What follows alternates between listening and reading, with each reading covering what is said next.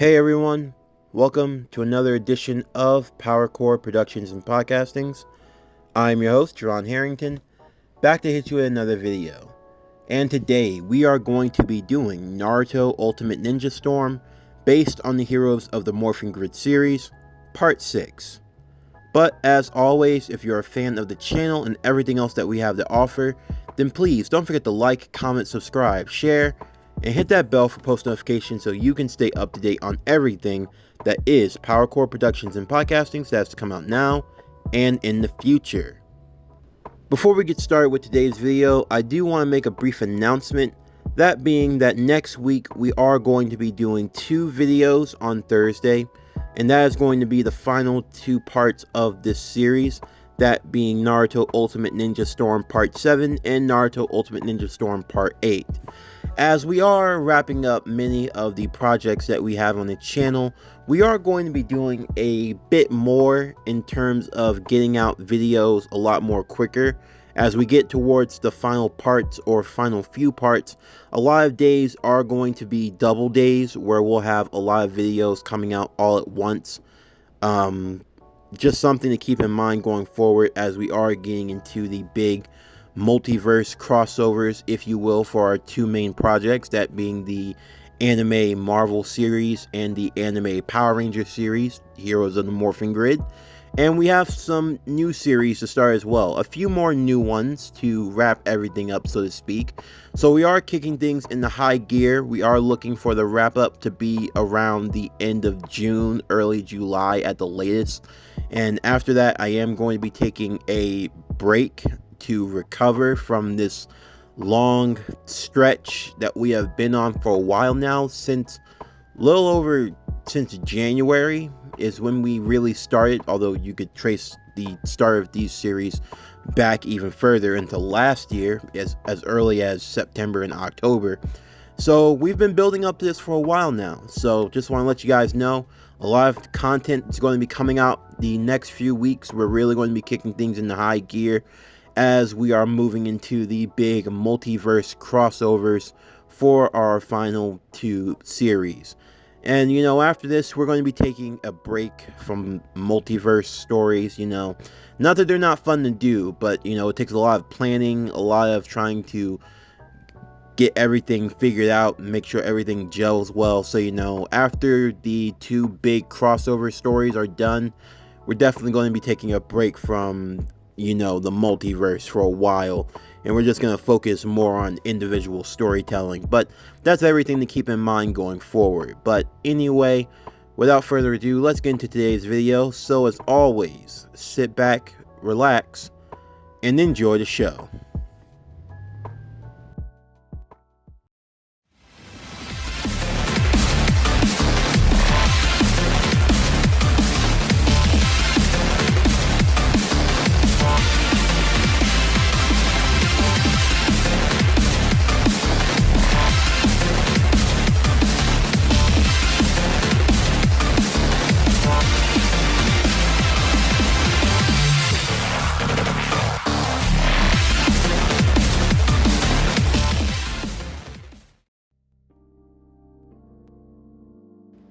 Following the all-out blitz attack by the Akatsuki on the 5 ninja villages and an attempt to capture the Jinchuriki, which ultimately resulted in their failure, thanks to the strength of each village's mighty shinobi, as well as that of the Ninja Storm Rangers.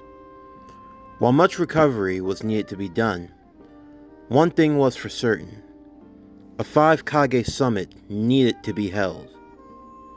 The meeting place would be neutral in the land of Iron. For the Ninja Storm Rangers, excluding Sasuke, this place was like their second home. They had spent 2.5 years training here, growing together and fighting together. As such, it was comforting to be able to reunite with everyone, to hear their stories, to learn about what they had been through while they had been gone. Under normal circumstances, the amount of security and the amount of personnel that would be allowed to show up would be kept to a minimum. But given the circumstances, things had changed. Tsunade arrived along with Jiraiya, Kakashi, and Naruto. The Raikage arrived along with his 2 guards, as well as Karui and Killer Bee. Onoiki arrived with his 2 guards, as well as the Four Tails Roshi and Kurasuchi. Mei, the Mizukage, arrived along with her 2 guards, that being Ao and the other one being Chojuro, who was the Navy Thunder Ranger, as well as Yukata, the 6 Tails. And finally, the Hidden Sand would arrive, Gaara, the 1 Tails, and Kazekage, as well as his brother and sister, Kankuro, and Tamari, the yellow Ninja Storm Ranger. Overseeing the 5 Kage summit would be Mifune, the leader of the samurai of the Land of Iron, and along with him, finally returning home after some time, was Cam, the green Ninja Storm Ranger. Sasuke also came along as well, given his unique circumstance, now being the black Ninja Storm Ranger, albeit under very different means. But still, his power was adequate and it could be useful for what was to come. As the 5 Kage took their position along with Mifune, the Rangers would have a brief reprieve, allowing them to catch up with one another. Sasuke was introduced to everyone else. A lot of the other Rangers weren't quite sure of how to feel. They had learned about Sasuke's history, how he became what he was, and how he had gained this power. While sure, in the prophecy, there was no black Ninja Storm Ranger, in the end they couldn't deny his power, and if he was fighting with them, then it would only mean all the better. For Sasuke, he sized up the other Rangers, getting a chance to study them to see what they were capable of. Of course, they were all powerful in their own right, and for Sasuke, that was a good thing. At least he knew he wasn't being partnered up with weak shinobi. Before long though, Naruto would be stopped by Kurasuchi, who ran up to him and gave him a hug rather tightly.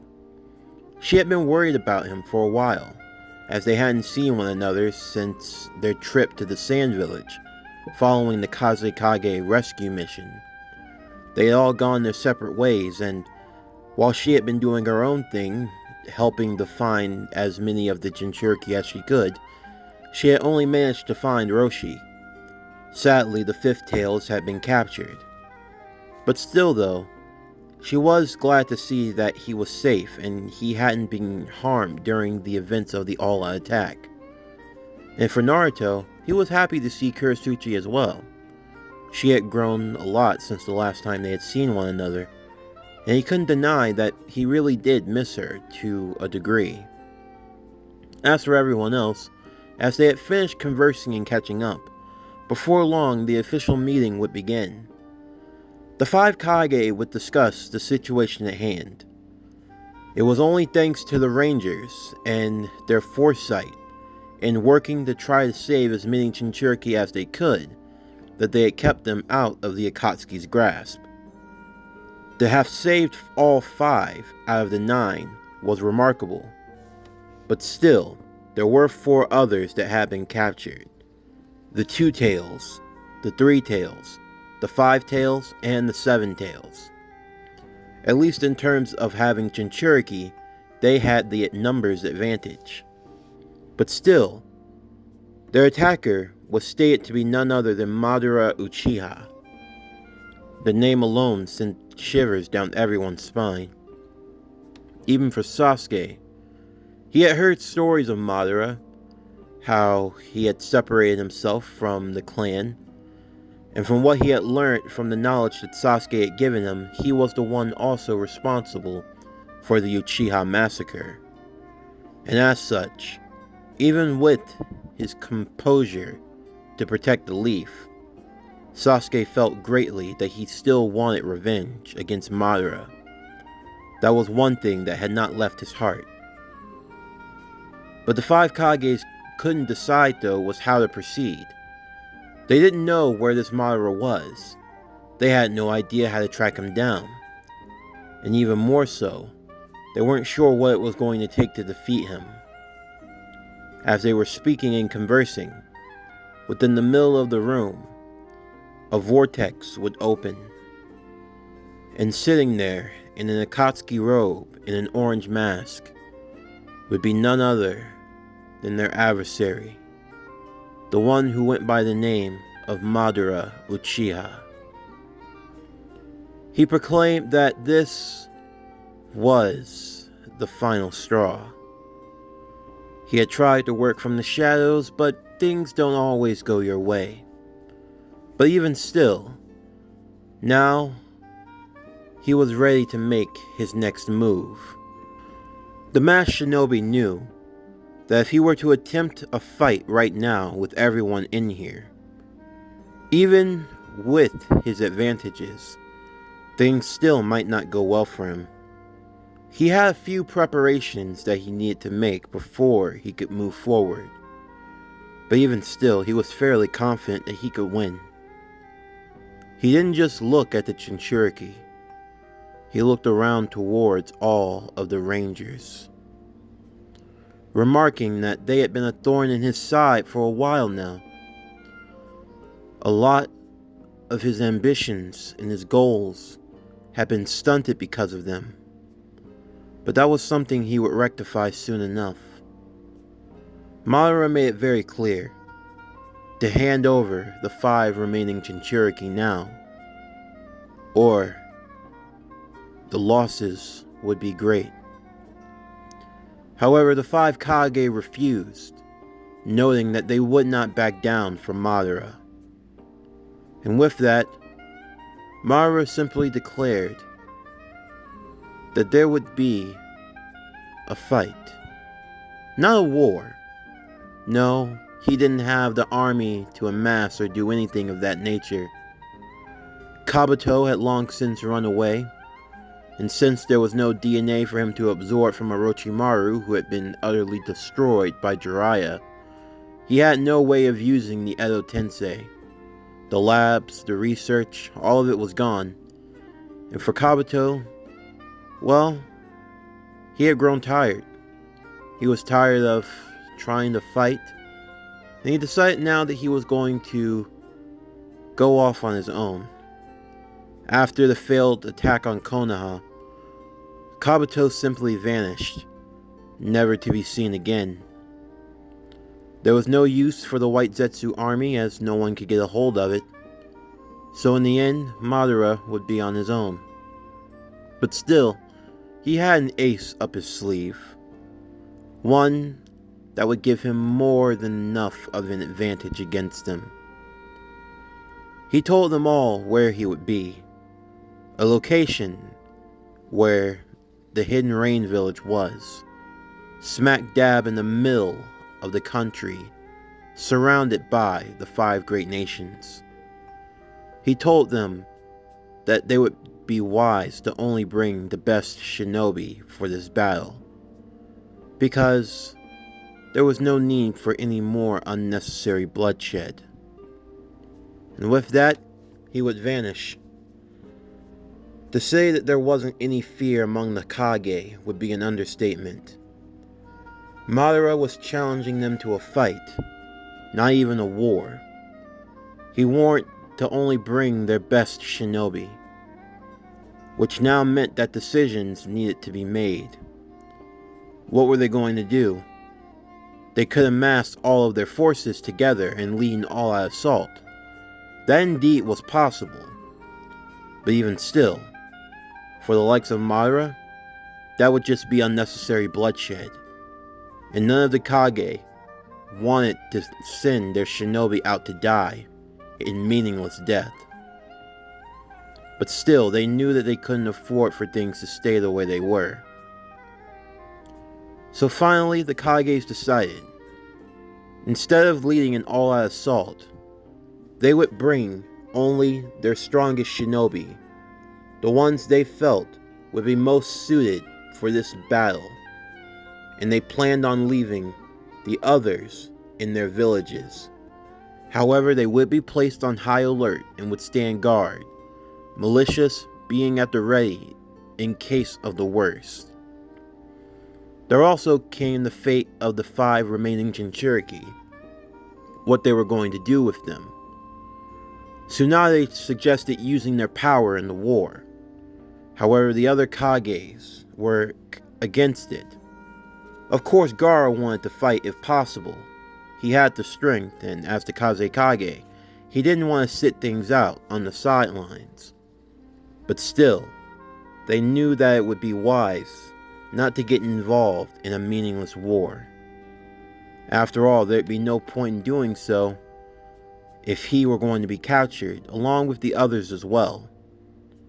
Naruto didn't want to sit this out either. His rangers, his comrades, needed him.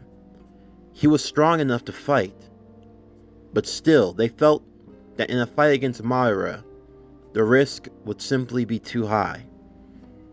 As such, the Raikage would suggest them going to Turtle Island. It was a floating island that would be hard to find. As such, the 5 Jinchuriki could hide there, looked after by his brother, Killer Bee, the 8 Tails, who was a perfect Jinchuriki. While Tsunade and Gaara were against it, they were outvoted, and in the end they couldn't find a justifiable reason to sway otherwise. Then as such, the necessary preparations were made. Naruto was the most bitter of them all. Kakashi and even Jiraiya spoke to him, telling him that this was for the best, but just because he was going to be leaving, it didn't mean that he couldn't do anything. There was still more that he could do, in terms of his training. If Killer Bee had become a perfect Jinchuriki, then it meant that that could be the same for them also, and that, in time, they too could master that power. But they were going to have to work for it. He knew it wouldn't be easy for any one of them. But if mastering the powers of their tailed beasts could potentially give them the edge that they need in the future, then that was all the more better. Naruto then made it his mission to master the power of the 9 Tails. Gaara with the 1 Tails, Roshi with the 4 Tails, and Utakata with the 6 Tails. The 5 Jinchuriki would be escorted and would make their way to Turtle Island. And in the meantime, the 5 great nations would prepare for war. The armies would be mobilized, and they would be stationed outside of the village. They were to remain on guard until they got word. If the Kages had won and the battle was over, then all was well. But if there was a defeat, then the 5 armies were to rush to the center of the world, to the land where the Rain Village was, and lead an all-out assault on Madara, hoping in their last-ditch effort to win. However, the main group that would be going to face off against Madara, the masked shinobi, would be quite small, but would indeed be powerful. From the Hidden Leaf, Tsunade, Jiraiya, Kakashi, Guy, Sasuke, the Black Ninja Storm Ranger, and Cam, the Green Ninja Storm Ranger, representing the Land of Iron. From the Hidden Sand Village, Tamari, the Yellow Ninja Storm Ranger, along with Granny Chio, the Puppeteer Master. From the Hidden Cloud Village, the Raikage, his aide, Darui, and Karui, the Blue Ninja Storm Ranger. From the Hidden Mist, Mei, Ao, and Chojuro, the Navy Thunder Ranger, who decided he would switch his blade. He knew he needed all the power that he could muster, and he decided he would use none other than Samehada, the blade that made Kisame Hoshigaki the tailless tailed beast. He knew he needed that strength, and he mastered and took control of the blade, bringing it with him to the battlefield. From the hidden stone village, Inoki, the Tsuchikage, along with Kurasuchi, the Crimson Thunderstorm Ranger.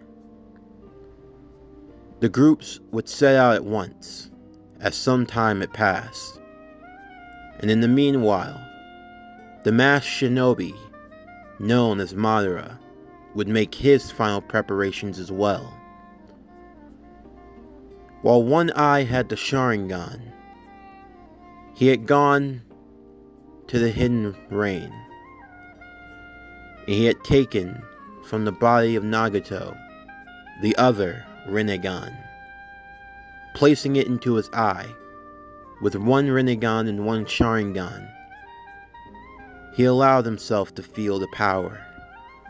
With this, he knew he was more than strong enough to face against anything that they had to offer him.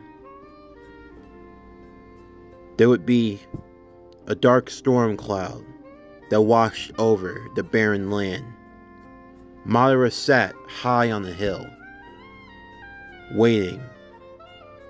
Before long, the shinobi forces would arrive, this being the united front that would fight against Madara. As he looked out, he realized none of the Jinchuriki were here. Madara would taunt that they made a very unwise decision.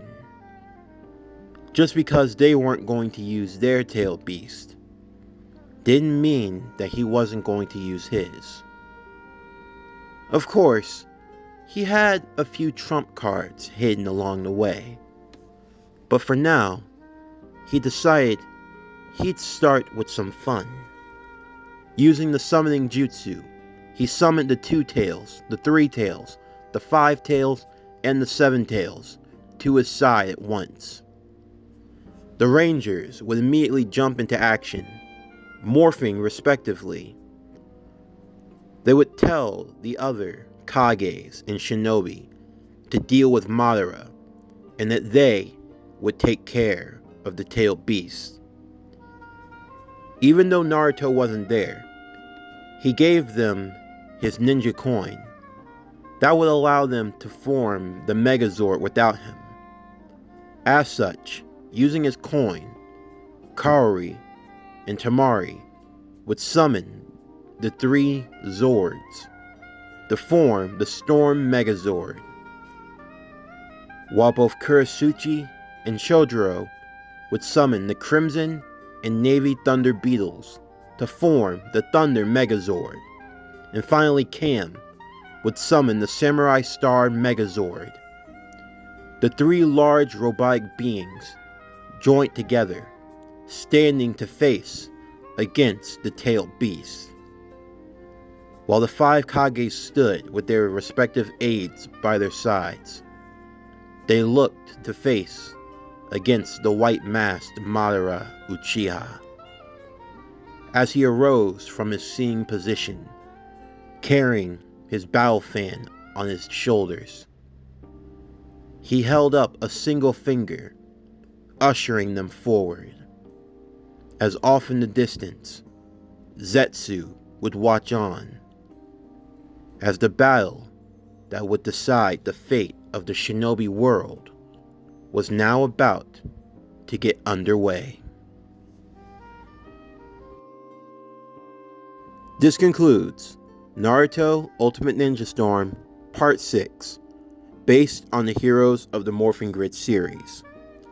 As always, if you're a fan of today's video and everything else that we have to offer, then please don't forget to like, comment, subscribe, share, and hit that bell for notifications so you can stay up to date on everything that is PowerCore Productions and Podcasting that has to come out now and in the future.